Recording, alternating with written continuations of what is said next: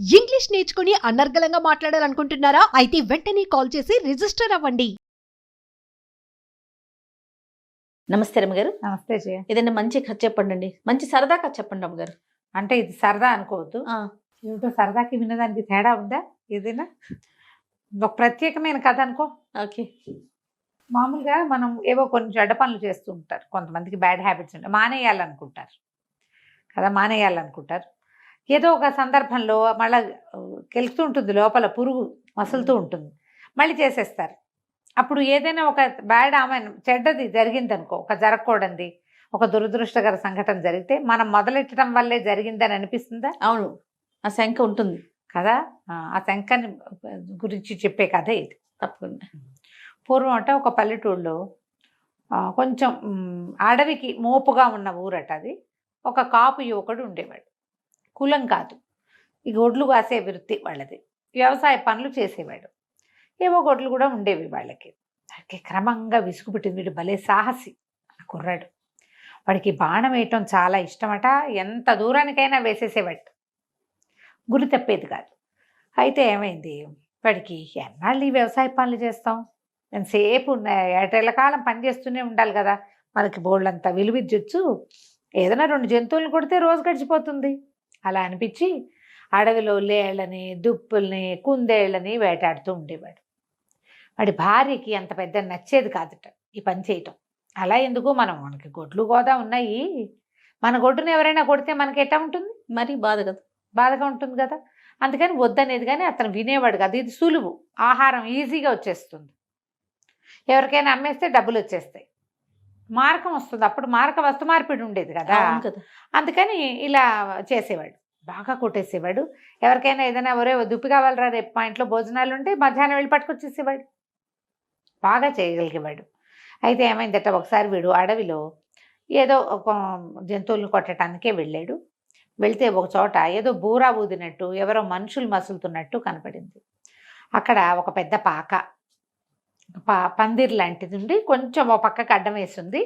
పందిరే, ఏమిట్రా అని పందిరి దగ్గరికి వెళ్ళాడు. ఎవరున్నారో తెలియకుండా దూసుకెళ్ళిపోకూడదు కదా. సరే, యువతలే నుంచొని చూస్తే 3 పొట్టి వాళ్ళు కనిపించారట, మరుగుజ్జులు, పొడుగాటి అంగీలు, కుచ్చుట్టు తలపాగాలు పెట్టుకుని ఏమిటో చేస్తున్నారు. వాళ్ళు ఏం చేస్తున్నారు, ఒకడేమో పొయ్యి ఎగసని తోస్తున్నాడు, పొయ్యి వెలిగించింది, పొయ్యి పైకి పుల్లలు తోస్తున్నాడు. రెండో వాడు ఒక పాత్రలో, ఒక పెద్ద పాత్ర ఉంది, దాని మీద పాలు పోస్తున్నాడు. మూడో వాడు ఆ పాలను ఏదో ఇట్లా కళ్ళి తిప్పుతున్నాడు. కళ్ళి తిప్పుతుంటే చూస్తున్నాడు, ఏదో చేస్తున్నారు వీళ్ళని తెలిసింది. ఆ పాలు అవి కాగి ఇంకా అందులో ఏమిటేమిటో వేస్తున్నారు, తీపి వాసన వస్తుంది. వీళ్ళు ఏదో తీయటి వంటకం చేస్తున్నారు.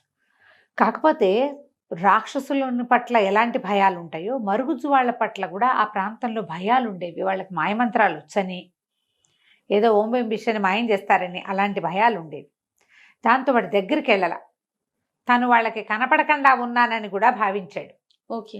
ఒక చెట్టుకి బాగా చాటు చేసుకుని ఇట్లా మొహం మాత్రం బయట పెట్టుకుని చూసుకుంటున్నాడు. సగం మొహం పెట్టాడు బయట. వంటకం ఏదో అయిపోయాక ఆ పొట్టి వాళ్ళలో ఒకడు ఒక బూరా తీసి ఊదాడు. పీ అని ఊదంగానే ఎన్ని పశువులు అన్నట, ఎన్ని గొడ్లో ఆవులు, గేదెలు అన్నీ వచ్చేసి వాకిట్లో నుంచింది. ఆ బూరా వల్ల వచ్చినాయని తెలిసింది. సరే, వాళ్ళు ఏం చేశారు, ఈ బూరా పక్కకు పెట్టి, ఏ అబ్బాయి ఇట్రా నువ్వు అని పిలిచారు. పిలిచేసరికి ఆశ్చర్యపడి, పేరు పెట్టి పిలిచేసరికి ఏదో రాముడు వాడి పేరు. సరే, నా పేరు ఎట్లా తెలుసు వీళ్ళకి అని ఆశ్చర్యపోయాడు. తర్వాత వాళ్ళు ఏం చేశారు, 3 పదార్థాలు 3 బౌల్స్లో ఉన్నవి చూపించారు. రారా అబ్బాయి, దా ఇక్కడ కూర్చో, మాతో పాటు కూర్చో అని చెప్పి 3 బౌల్స్ చూపించి, దీంట్లో 3 నీకు ఏది కావాలో తీసుకుని తాగమన్నారు. 3 3 పదార్థాలు చేసి పెట్టారు వాళ్ళు. వీడు బాగా అటు ఇటు చూసి ఆలోచించి దూరం నుంచి చూస్తున్నాడు. వాళ్ళు ఏమేం చేశారో తెలియలే, కానీ పాలు పోసింది మాత్రం వాడు చూశాడు.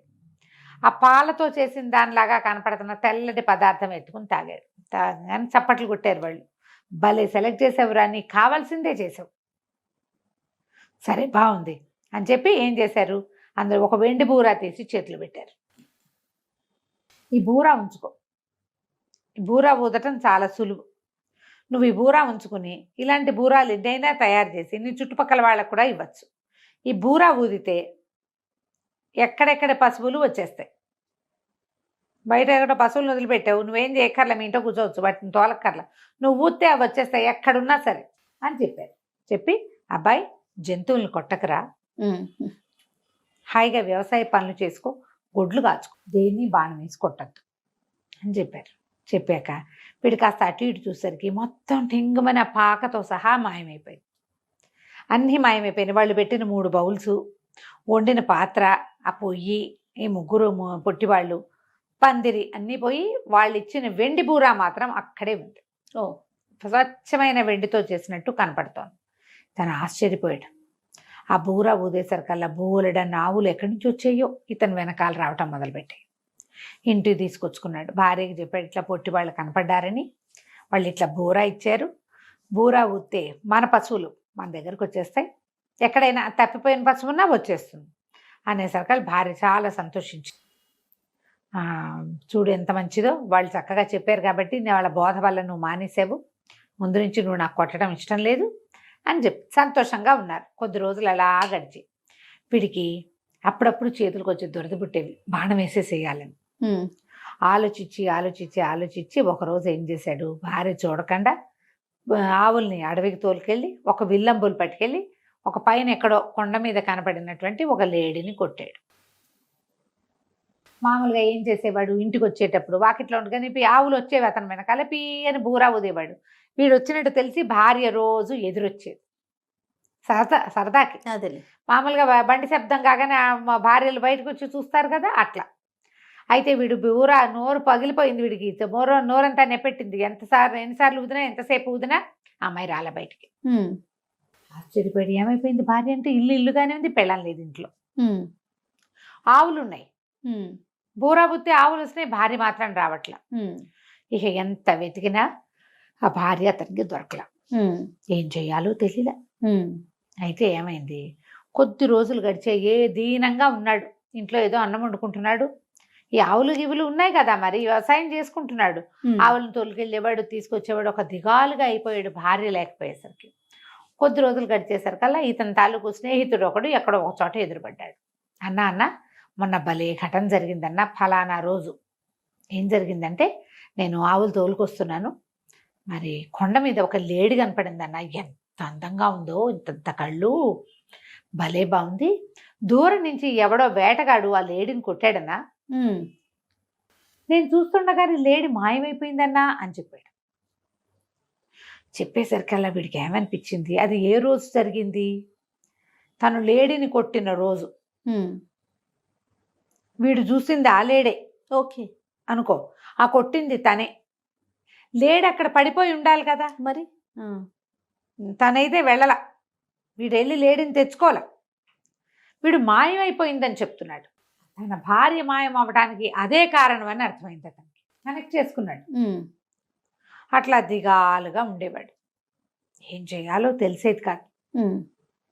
అయితే ఏమైంది, మళ్ళీ ఒకరోజు ఇట్లా రోజు అడవికి వెళ్ళి వచ్చేవాడు, భార్య ఎక్కడైనా కనపడుతుందేమో అని వెతికేవాడు, ఆ పొట్టివాళ్ళు కనపడతారేమోనని వెతుకుంటూ ఉండేవాడు. ఒకనాడు మళ్ళీ ఆ 3 పొట్టివాళ్ళు అతనికి పాయసం చేస్తూ కనపడ్డారు. దగ్గరికి వెళ్ళేసరికి మాయమైపోయారు.